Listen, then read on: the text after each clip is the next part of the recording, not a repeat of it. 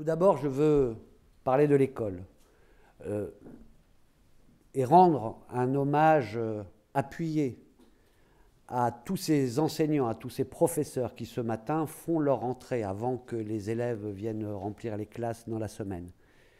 Ils sont le cœur de la préparation de l'avenir, parce qu'ils éduquent, parce qu'ils instruisent, parce qu'ils forment ceux qui font l'avenir de la France. Alors, le gouvernement a d'abord décidé de réparer ce qui a été une entreprise de destruction systématique pendant 10 ans et les 5 dernières années de façon accélérée de l'école publique. Notre système scolaire, au lieu de réparer les inégalités, les acter et les creuser au fil des parcours des jeunes.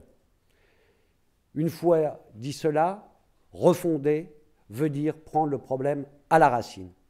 La racine, c'est le plus jeune âge, c'est l'école primaire et un effort très important dès cette rentrée, mais qui se poursuivra de façon amplifiée tout au long du quinquennat pour que, dès le primaire, tous les enfants aient un professeur dans la classe. Et je veux dire, quand je parle de réparation, que s'il n'y avait pas eu ces mesures d'urgence cet été, il y aurait eu plus de 620 classes sans professeur, fermées dès cette rentrée. Un élément nouveau a été donné cette semaine et qui a son importance. Ce sont les emplois d'avenir professeurs.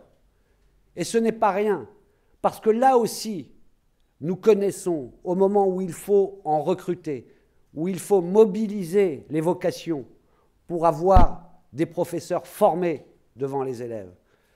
Nous savons l'inégalité qui existe. Arrivé à la 3e année, quand on est issu des milieux modestes, eh bien, si on n'a pas les moyens, si on n'a pas une rémunération, très souvent on abandonne. Et donc, faire en sorte qu'il y ait ces emplois d'avenir pour ces jeunes de milieux modestes, destinés à pouvoir finir leur formation, c'est une mesure tout à fait importante et innovante. Cette proposition de Vincent Peillon de faire en sorte qu'il y ait une éducation à la morale laïque est aussi une évidence qui doit rassembler au lieu de produire des polémiques. Pourquoi ?